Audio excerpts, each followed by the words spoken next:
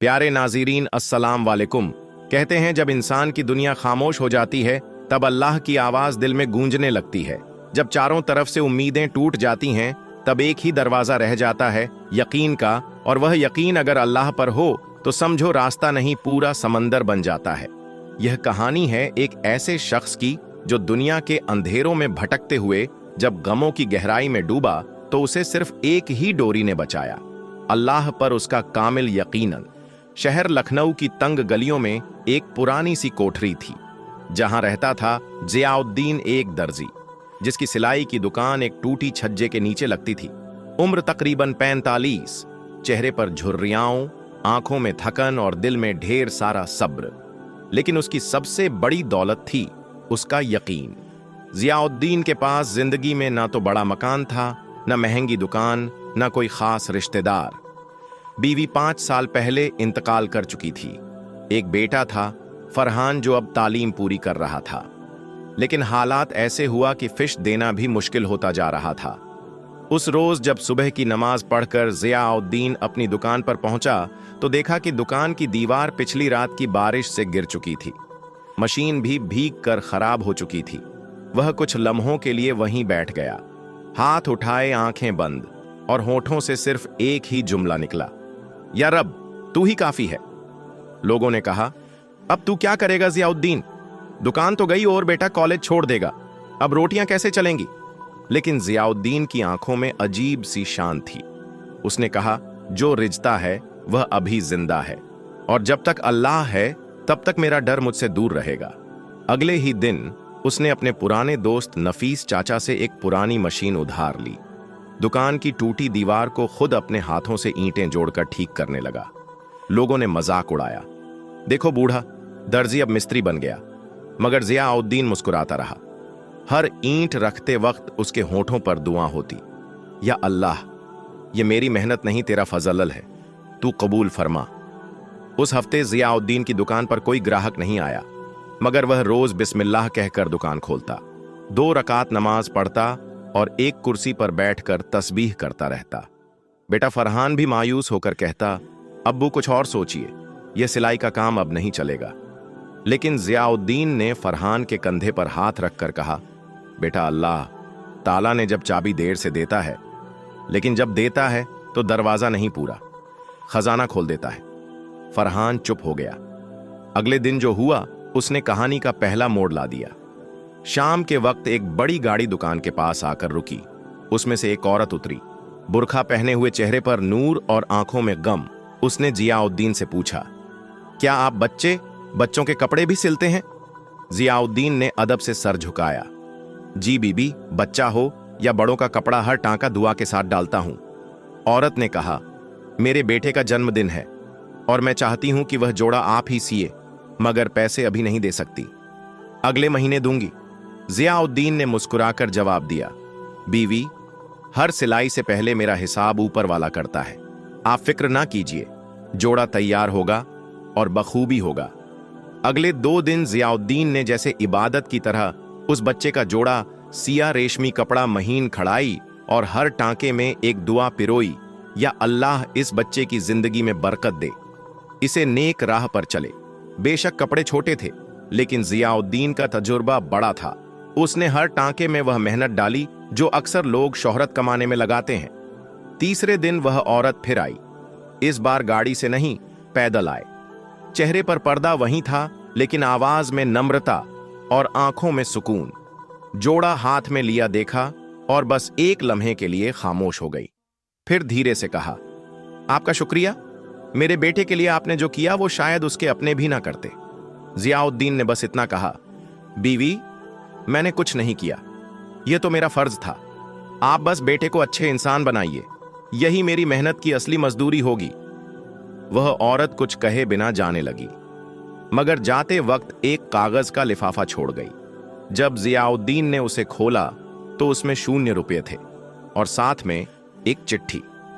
जिस यकीन से आपने मेरे बिना पैसों के ऑर्डर लिया, उसी यकीन ने मुझे मेरा अल्लाह याद दिला दिया। मैं हूं नसीमा बानो, शहर की सबसे बड़ी स्कूल ट्रस्ट की चेयरपर्सन। आप जैसे लोगों की हमें तलाश थी। अब से आप ही हमारे स्कूल यूनिफॉर्म्स के ऑफिशियल दर्जी होंगे। अल्लाह ने मुझे आपसे मिलवाकर मेरा ईमान ताज़ा कर दिया। जब ज़ियाउद्दीन ने यह चिट्ठी पढ़ी तो उसका दिल सजदा करने को मजबूर हो गया। आंसू निकल आए, लेकिन वो आंसू गम के नहीं थे, शुक्र के थे। उसने सुबह की नमाज पढ़ी और फरहान को आवाज दी, बेटा, अल्लाह का वादा कभी झूठा नहीं होता। देख, बिना मांगे उसने वह दे दिया जो हम सोच भी नहीं सकते थे। फरहान ने वह चिट्ठी पढ़ी और चुपचाप अपने अब्बा से लिपट गया।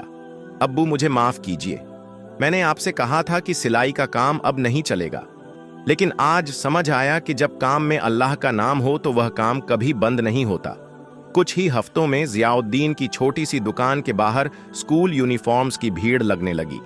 शहर के कई स्कूलों ने नसीमा बानो की सिफारिश पर उसी से सिलाई का काम शुरू कर दिया। पुरानी मशीन अब 4 मशीनों में बदल गई थी। फरहान ने अब्बा के साथ बैठकर ऑन ऑर्डर का हिसाब किताब संभालना शुरू किया, लेकिन अभी सफर खत्म नहीं हुआ था, क्योंकि कुछ हफ्तों बाद नसीमा बानो ने ज़ियाउद्दीन को एक चाय की दावत पर बुलाया और वहीं पर रखा अगला इम्तिहान, ऐसा इम्तिहान जो सिर्फ सच्चे यकीन वालों का होता है। सुबह कुछ अलग थी, हवा में सुकून था और ज़ियाउद्दीन की दुकान पर रौनक। बड़े बड़े स्कूलों के लोग लाइन में खड़े थे। कोई ऑर्डर देने आया था, कोई सलाह लेने, और कोई तो बस उसकी दुआ मांगने आया था। इसी भीड़ के बीच एक कार आकर रुकी। बाहर निकली नसीमा बानो, चेहरे पर वही नकाब, लेकिन आंखों में आज एक अलग रोशनी थी। उन्होंने फरहान को मुस्कुराकर कहा, अपने अब्बा से कहिए कि आज शाम 5 बजे हमारे स्कूल ट्रस्ट के ऑफिस में तशरीफ लाएं। एक खास दावत है, सिर्फ उनके लिए। फरहान ने हाथ जोड़ लिए और अंदर जाकर ज़ियाउद्दीन को बताया। ज़ियाउद्दीन सोच में पड़ गया। क्या यह किसी नए काम का सिलसिला है या फिर कोई और इम्तिहान शाम हुई?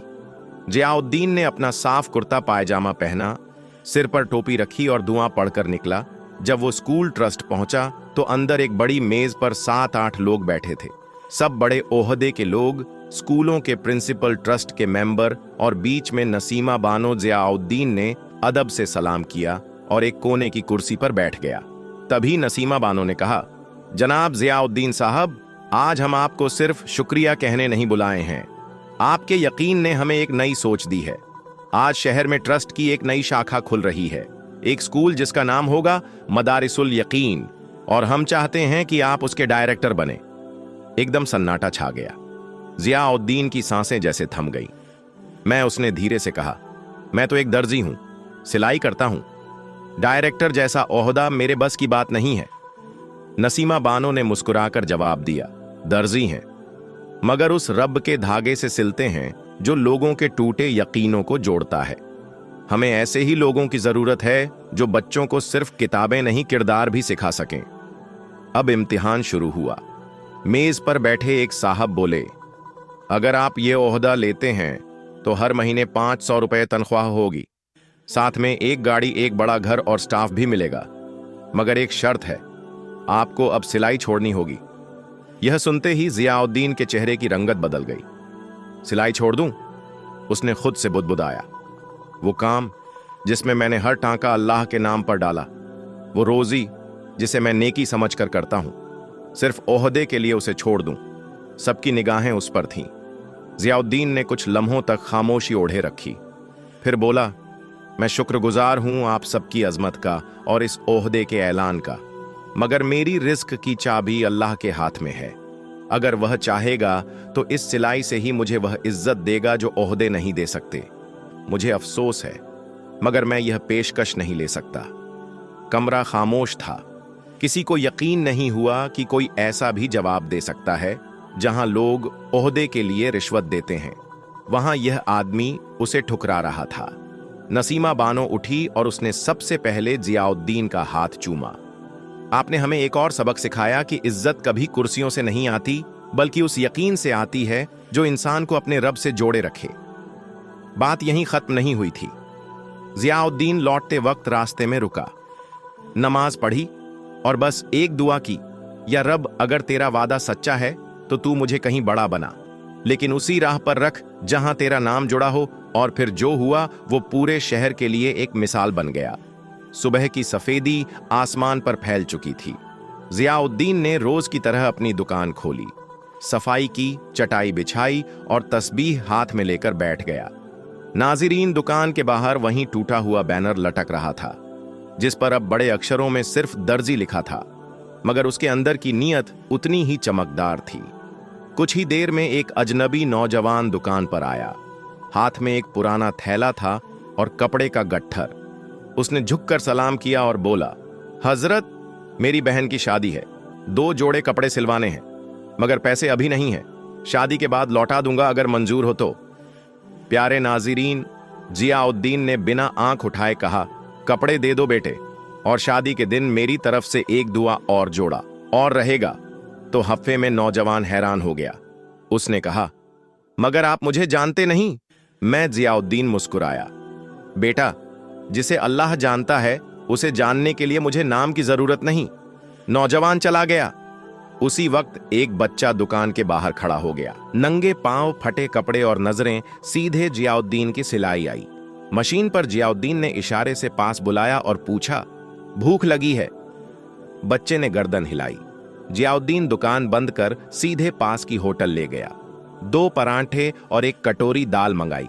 बच्चा खाते वक्त रो पड़ा, बोला, अम्मी बीमार है और 3 दिन से मैंने कुछ नहीं खाया था। जियाउद्दीन ने उसे 2 और पराठे बांध दिए और पूछा, कहाँ रहते हो? बच्चा बोला, मकान नहीं है, प्लेटफार्म पर। शाम को जियाउद्दीन अपनी कमाई से दवाई ले आया और बच्चे को घर ले गया। छोटा सा कमरा, लेकिन बड़ा दिल, और वहीं से एक नया सिलसिला शुरू हुआ।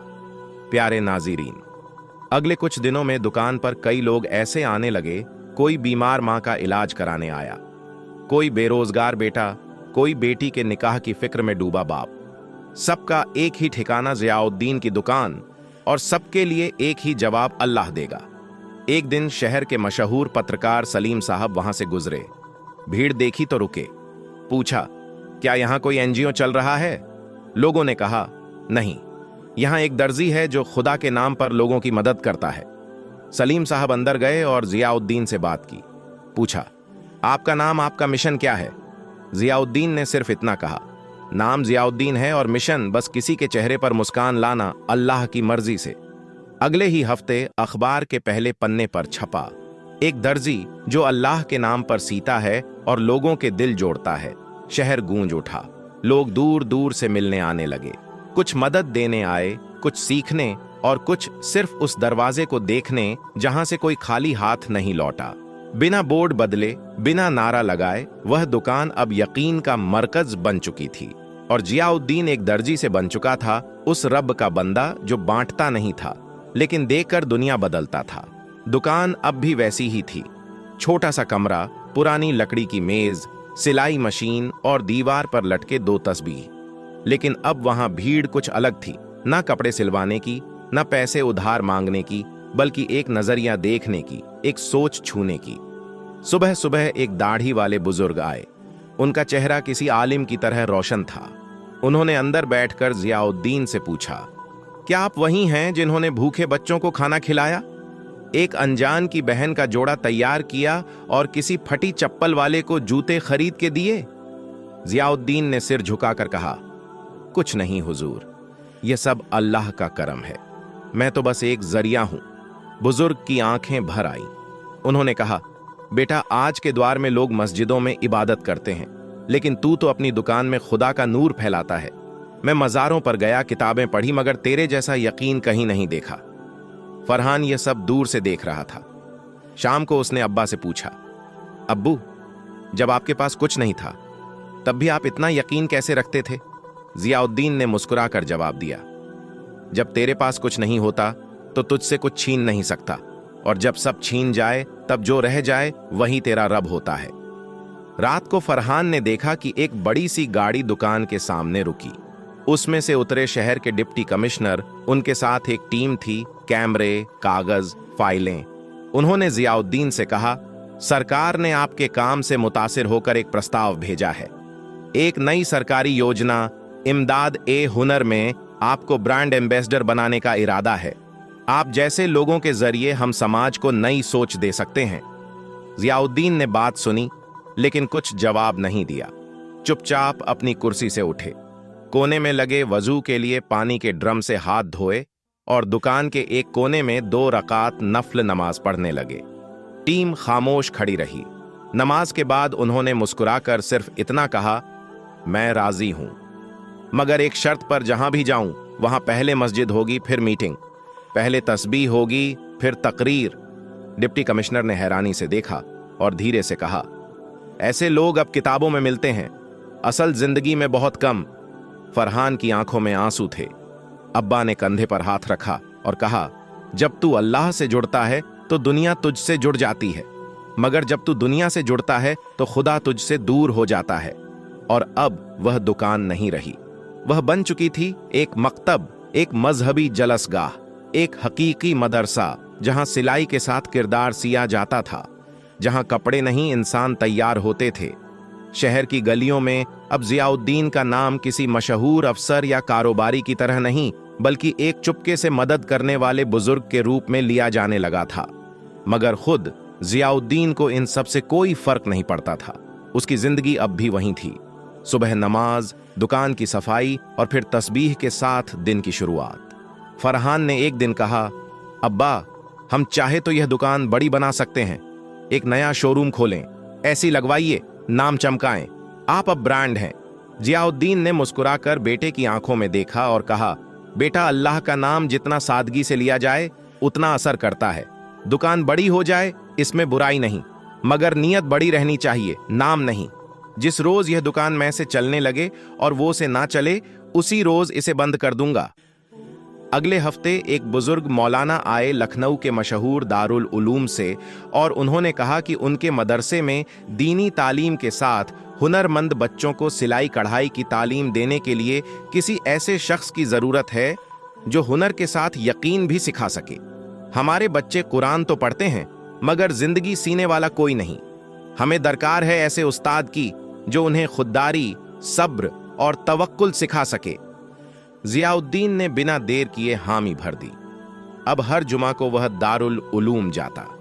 बच्चों को सिर्फ मशीन चलाना नहीं, बल्कि अल्लाह की रजा के साथ काम करना सिखाता।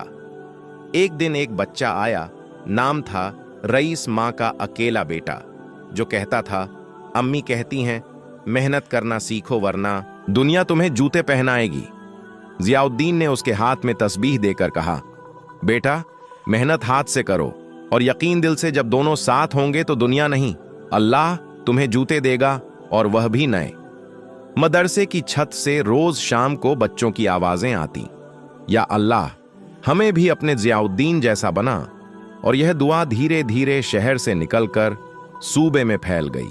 एक दिन मुख्यमंत्री के दफ्तर से फोन आया, हम चाहते हैं कि आप हुनर और हया मिशन के मुख्य सलाहकार बने, लाखों बच्चों को आपकी जरूरत है।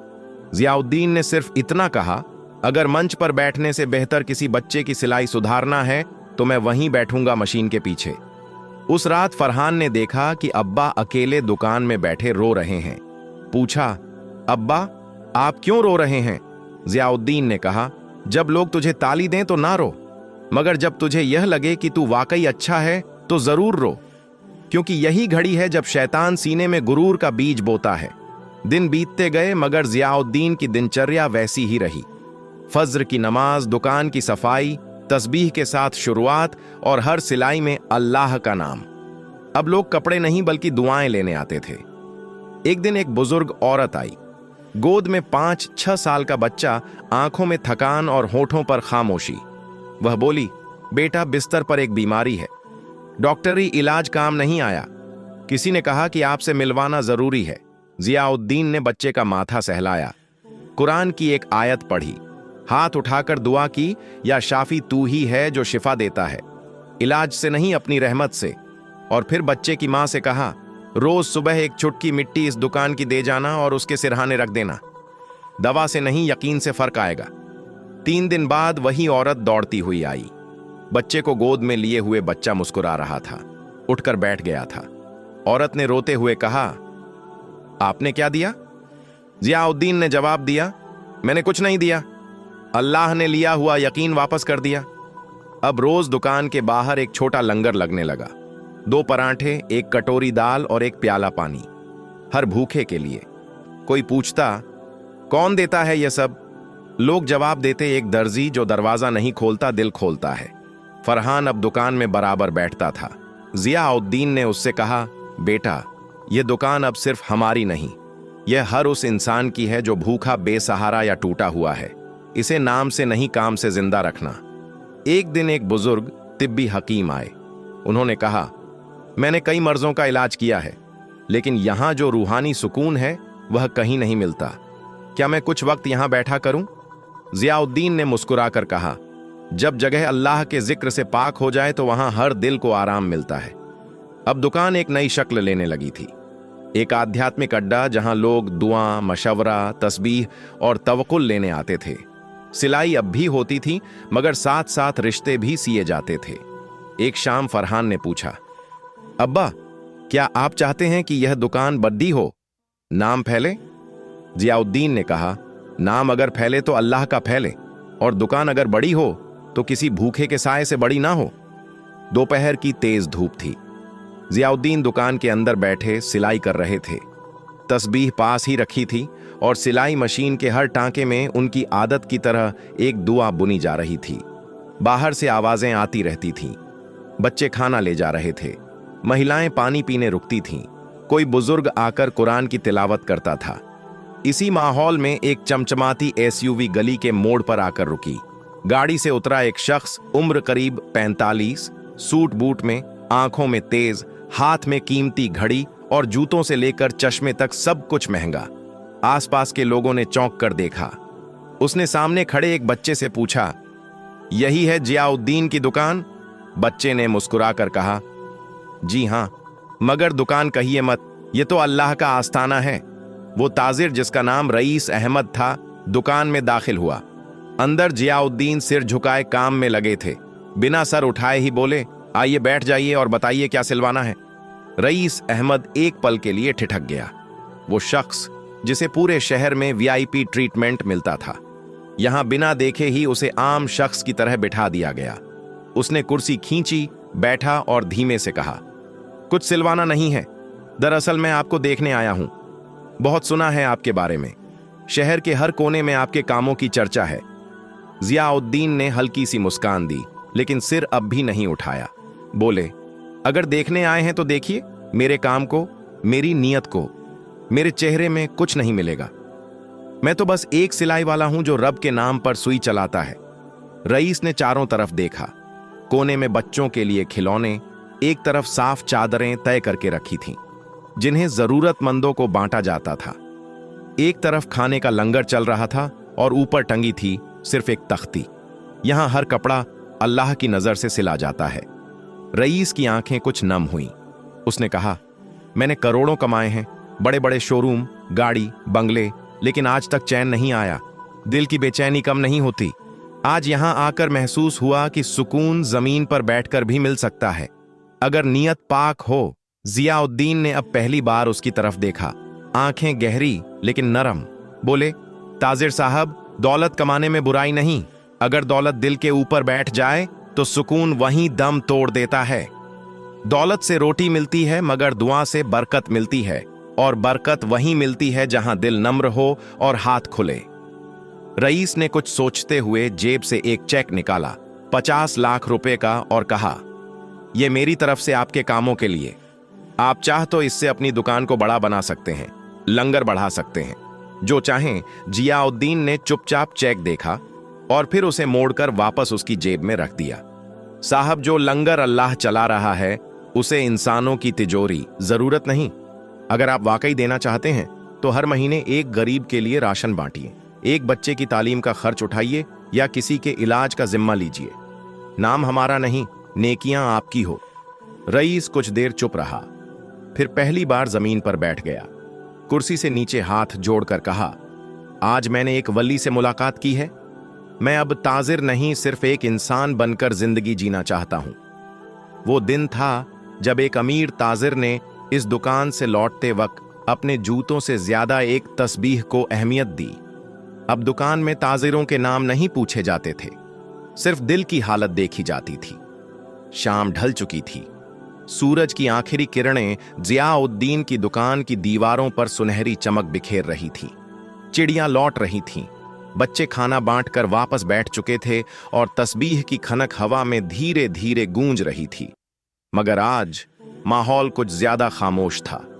फरहान ने देखा कि अब्बा सामने की कुर्सी पर बैठे हैं, आंखें बंद, तस्बीह हाथ में, होंठ हिल रहे हैं लेकिन आवाज नहीं आ रही। धीरे से पास गया और कंधे पर हाथ रखा। जियाउद्दीन ने आंखें खोली, एक गहरी सांस ली और बोले, बेटा लगता है अब मेरा सिलसिला पूरा होने वाला है। फरहान कांप गया। अब्बा ऐसी बात मत कीजिए, जियाउद्दीन ने बहुत प्यार से मुस्कुराते हुए कहा। मौत से डर नहीं लगता बेटा, मैंने पूरी जिंदगी उस अल्लाह के भरोसे गुजारी है जिसने हर लम्हा मुझे उठाया संभाला। अब जब बुला रहा है तो क्या मुंह मोड़ूं? उन्होंने उठकर वजू किया, 2 रकात नमाज अदा की और फिर दुकान के कोने में बैठ गए। रात के वक्त दुकान के बाहर एक आदमी आया, नंगे पांव, आंखों में पानी, हाथ कांपते हुए कहने लगा, मैं लुट गया हूं, घर उजड़ गया, जीने का कोई रास्ता नहीं बचा। जियाउद्दीन ने उसे अंदर बुलाया, पानी दिया और एक पुराना कुर्ता निकालकर उसके कंधों पर रख दिया। बेटा, जब सब कुछ छीन जाए तो समझो कि अब सिर्फ अल्लाह रह गया है, और जब अल्लाह रह गया है तो सब कुछ दोबारा मिल सकता है। इससे आगे की वीडियो के लिए हमारे आलम वॉइस चैनल को सब्सक्राइब करें और बेल आइकन दबाएं ताकि इससे आगे की वीडियो आप लोग जरूर देखें। मिलते हैं फिर अगली वीडियो में। अभी के लिए अल्लाह हाफिज।